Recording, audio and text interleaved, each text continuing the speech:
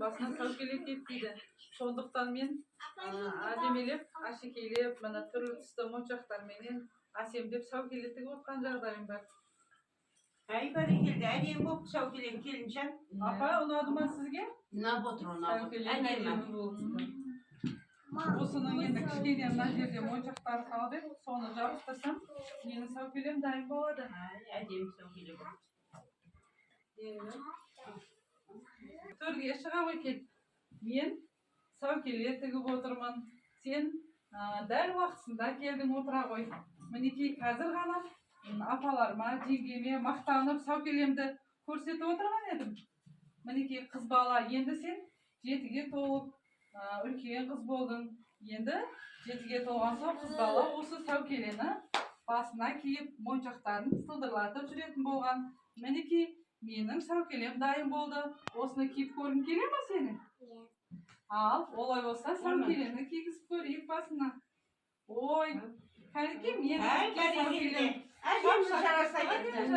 Қыз баланың көрді сәукеле деген бұрынғы қазақ халқым.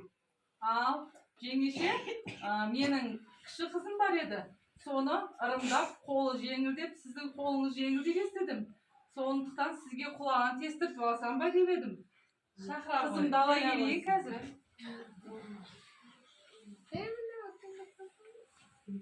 Ал, балым қызым, келе ғой.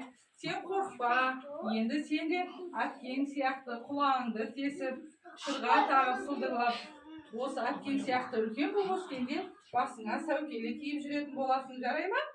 Олай болса, абысын қолыңыз жеңіл ғой, құлағын тесіп бере қойың. Келе ғой. Тарыңды бере қой. Қыз деген 7-ге 9-ға толғанда құлағын тесу керек. Алдымен тәрбиелікке үйрету керек.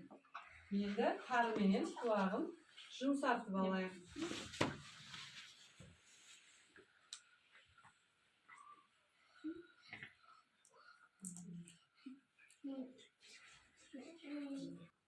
Бұрындары балалар құлағын инемен тесетін болған.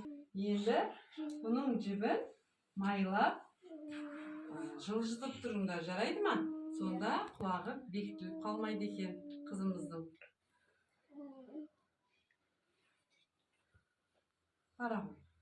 Ой, абысын, рахмет. Енді қызымыз енді сырғалы матан енді Құдай қаласа, құлағы жазылса, өзіне арнап қойған әсем күміс сырғасы бар еді.